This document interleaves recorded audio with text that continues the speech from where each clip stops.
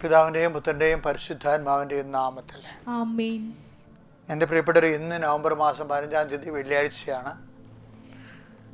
എല്ലാവർക്കും പരിശുദ്ധ കൃപാസനസ്ഥ ജീവനുടെ പ്രത്യക്ഷപ്പെട്ട മാതാവിൻ്റെ മാധ്യസ്ഥത്തിലെ അനുഗ്രഹവും സമാധാനവും.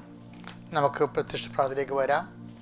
അമ്മേ, പരിശുദ്ധ അമ്മേ, അമ്മേ പരിശുദ്ധ ദൈവമാതാവേ, ദൈവമാതാവേ, അന്ന് അങ്ങ് അങ്ങ് കൃപാസനത്തിൽ പ്രത്യക്ഷപ്പെട്ട് വരാൻ പോകുന്ന മഹാദുരന്തത്തിൽ നിന്ന് രക്ഷപ്പെടുവാനും എല്ലാവർക്കും വേണ്ടി പ്രാർത്ഥിക്കുവാനും ആവശ്യപ്പെട്ടിട്ട് 20 വർഷം തികയുന്ന ഈ വേളയിൽ കൃപാസനത്തിലൂടെ ഞങ്ങൾക്കും ഈ ദേശത്തിനും അങ്ങ് മാധ്യസ്ഥം തേടി തന്ന എല്ലാ അനുഗ്രഹങ്ങൾക്കും കൃപകൾക്കും ഞങ്ങളിപ്പോൾ ഹൃദയം നിറഞ്ഞ നന്ദി പറയുന്നു. അമ്മേ, പരിശുദ്ധ അമ്മേ, ജപമാല മാതാവേ, സകല കൃപാസന പ്രാർത്ഥനയോടും ചേർത്ത് ഞങ്ങളിപ്പോൾ പ്രാർത്ഥിക്കുന്ന ഈ കുടുംബത്തിന്റെ ഈ പ്രത്യേക നിയോഗം ഇപ്പൊ നിയോഗം ഓർക്കുക മക്കളെ, സന്തോഷത്തിൽ ഓർക്കണേ. പ്രധാന ദിവസം അമ്മേ, ഞങ്ങളുടെ മക്കളുടെ നിയോഗം ഓർക്കുകയാണ്. അമ്മ ഈ നിയോഗം കർത്താവിൻ്റെ ദിവസം സമർപ്പിച്ചുകൊണ്ട് ഇന്നത്തെ ആഹാരം പോലെ ഇന്നത്തെ ആവശ്യം നിറവേറ്റി അവരനുഗ്രഹിക്കണമെന്ന് പ്രാർത്ഥിക്കുന്നു. കണ്ണുകളടച്ച് കൈകൾ കൂപ്പി നിയോഗങ്ങൾ സമർപ്പിക്കുക.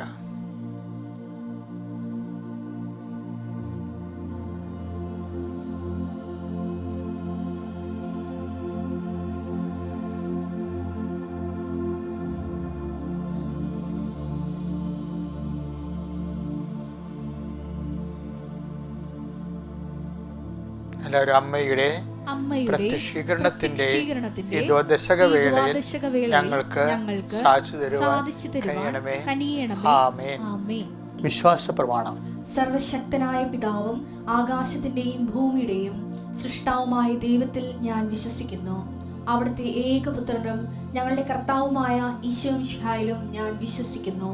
ഈ പുത്രൻ പരിശുദ്ധാത്മാവിനാൽ ഗർഭസ്ഥനായി കന്യകാമറിയത്തിൽ നിന്ന് പിറന്ന് പൊന്തിയോസ് പീലാത്തോസിന്റെ കാലത്ത് പീഡകൾ സഹിച്ച് കുരിശിൽ തറയ്ക്കപ്പെട്ട് മരിച്ച് അടക്കപ്പെട്ട് പാതാളങ്ങളിൽ ഇറങ്ങി മരിച്ചവരുടെ ഇടയിൽ നിന്ന് 3-ാം നാൾ ഉയർത്ത് സ്വർഗത്തിലേക്ക് എഴുന്നള്ളി സർവശക്തിയുള്ള പിതാവായ ദൈവത്തിന്റെ വലതുഭാഗത്തിരിക്കുന്നു.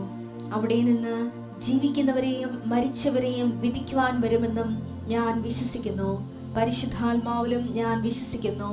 വിശുദ്ധ കത്തോലിക്കാ സഭയിലും പുണ്യവാന്മാരുടെ ഐക്യത്തിലും പാപങ്ങളുടെ മോചനത്തിലും ശരീരത്തിന്റെ ഉയർപ്പിലും നിത്യമായ ജീവിതത്തിലും ഞാൻ വിശ്വസിക്കുന്നു. ആമേൻ.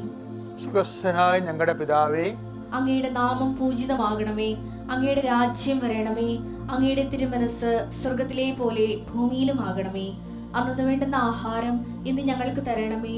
ഞങ്ങളോട് തെറ്റ് ചെയ്യുന്നവരോട് ഞങ്ങൾ ക്ഷമിക്കുന്നത് പോലെ ഞങ്ങളുടെ തെറ്റുകൾ ഞങ്ങളോടും ക്ഷമിക്കണമേ. ഞങ്ങളെ പ്രലോഭനത്തിൽ ഉൾപ്പെടുത്തരുതേ, തിന്മയിൽ ഞങ്ങൾ രക്ഷിക്കണമേ. ആമേൻ. നന്മ നിറഞ്ഞ മറിയമേ, സ്വസ്തി. കർത്താവ് അങ്ങയുടെ കൂടെ സ്ത്രീകളിൽ അങ്ങ് അനുഗ്രഹിക്കപ്പെട്ടവളാകുന്നു. അങ്ങയുടെ ഉദരത്തിൻ ഫലമായി ഈശോ അനുഗ്രഹിക്കപ്പെട്ടവനാകുന്നു. പരിശുദ്ധ മറിയമേ, തമ്പുരാന്റെ അമ്മേ, പാപികളായ ഞങ്ങൾക്ക് വേണ്ടി ഇപ്പോഴും ഞങ്ങളുടെ മരണസമയത്തും തമ്പുരാനോട് അപേക്ഷിക്കണമേ. ആമേൻ. എൻ്റെ പ്രിയപ്പെട്ടവരെ, ഇന്ന് നമ്മൾ നവംബർ മാസം 15-ാം തീയതി വെള്ളിയാഴ്ച നമ്മുടെ ജീവിത വ്യാപാരങ്ങളെ വിനിമയങ്ങളെ കർത്താവിനെ ഏൽപ്പിച്ചുകൊണ്ട് പ്രാർത്ഥിക്കുകയാണ്. കർത്താവ്, അങ്ങയുടെ മക്കൾ ഇന്ന് ലോകം മുഴുവനുള്ളവർ ഈ സമയത്ത് ഏകാഗ്രതയോടെ കൈകൾ കൂപ്പി അങ്ങയുടെ നാമത്തിൽ ആശ്രയിച്ചുകൊണ്ട് പ്രാർത്ഥിക്കുകയാണ്. അമ്മേ, പരിശുദ്ധ അമ്മ, ദേവമാതാവേ, കൃപാസനം അൾത്താറ് ജീവനോടെ പ്രത്യക്ഷപ്പെട്ട അമ്മേ, അമ്മയുടെ മാധ്യസ്ഥത്തിൽ ഞാൻ ഈ മക്കളുടെ എല്ലാ വ്യതകളെയും വേദനകളെയും പരിശുദ്ധ അമ്മയുടെ മാധ്യസ്ഥത്തിൽ ഈശോയ്ക്ക് സമർപ്പിക്കുന്നു. കർത്താവേ, അങ്ങയുടെ മുൾക്കിടത്തെ ഓർത്തുകൊണ്ട് ഈ മക്കളോട് കരുണയായിരിക്കണമെന്ന് പ്രാർത്ഥിക്കുന്നു. ആമേൻ. കർത്താവേ, അങ്ങയുടെ തിരുവിലാലും മുറിവിനെ ഓർത്തുകൊണ്ട് ഈ മക്കളുടെ നിയോഗങ്ങളോട് കരുണയായിരിക്കണം പ്രാർത്ഥിക്കുന്നു. ആമേൻ. കർത്താവേ, അങ്ങയുടെ കരജനങ്ങളെ ആണിപ്പഴുതിൽ ഓർത്തുകൊണ്ട് ഈ മക്കളുടെ നിയോഗങ്ങളോട് കരുണയായിരിക്കണം പ്രാർത്ഥിക്കുന്നു. ആമേൻ. കർത്താവേ, നിന്റെ വിശുദ്ധ പൗരോഹിത്യത്തെ മഹത്വപ്പെടുത്തണമേ. കർത്താവേ, സഭയിലുള്ള സാന്നിധ്യം പ്രകടമാക്കണമേ.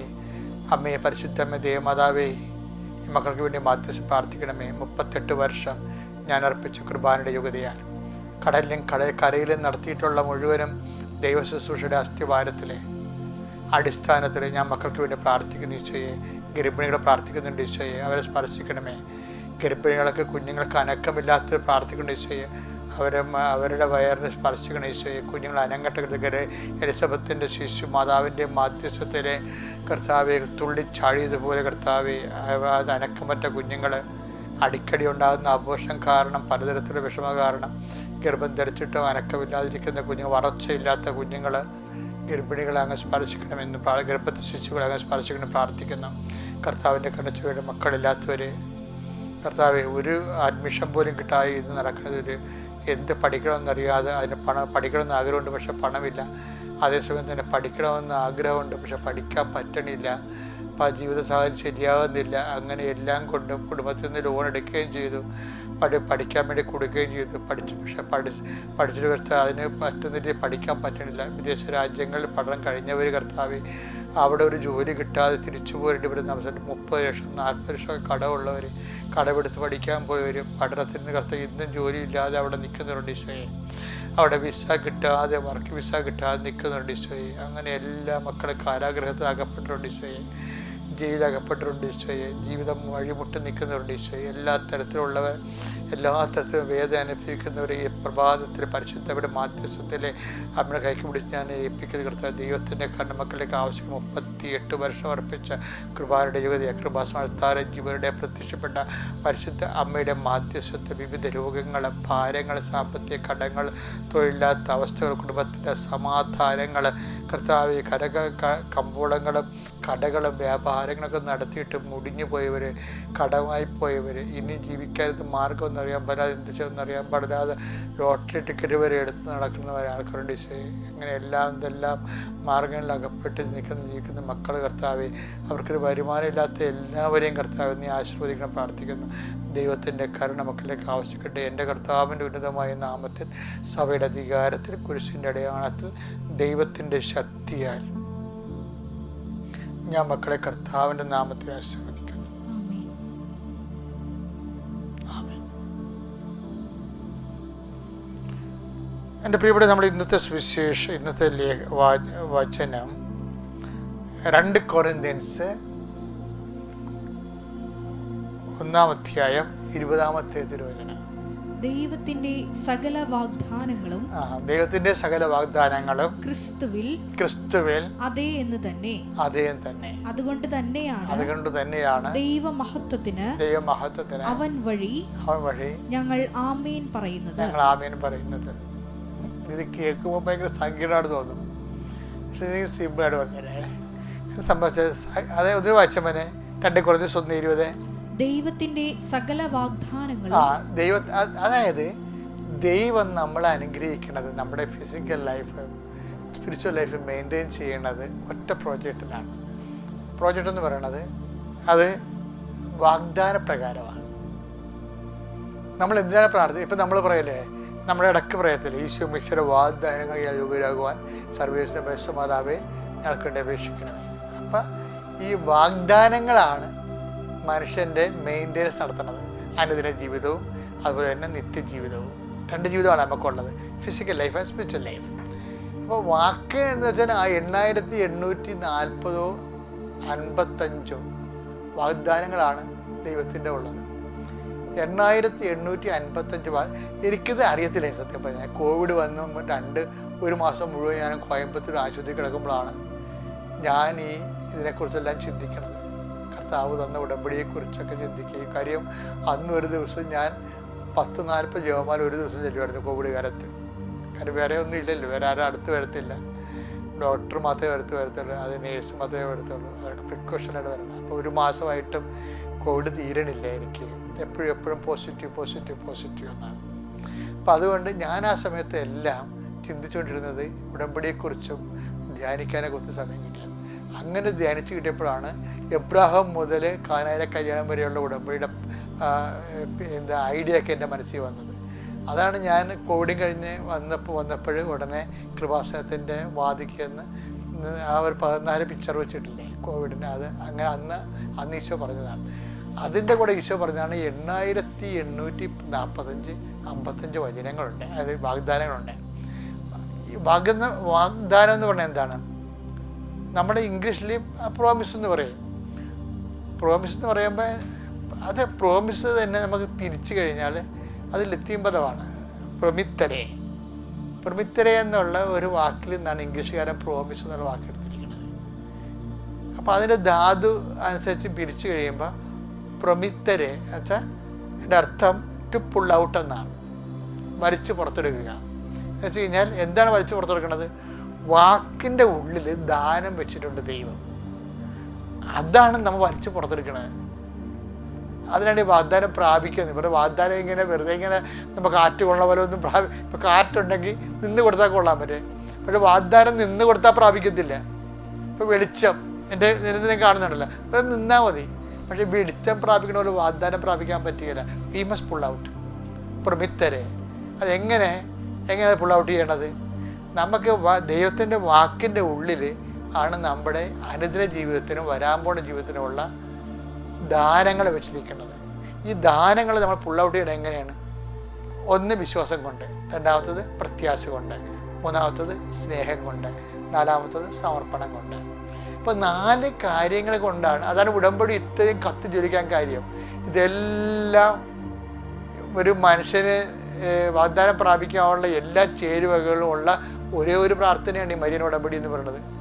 അതാണ് എല്ലാ തരം മനുഷ്യരെയും ഉടമ്പടിയിൽ അനുഭവം കൊണ്ടേണ്ട കാര്യം അതാണ്. അപ്പോൾ ഈ വാഗ്ദാനത്തെ പ്രാപിക്കുന്നതിന് ഉടമ്പടി കുറേ അധികം ചിട്ടവട്ടങ്ങളും നടപടിക്രമങ്ങളുണ്ട്. പക്ഷേ എന്താ സംഭവിച്ചു കഴിഞ്ഞാൽ വചനം എന്താ പറയണത്?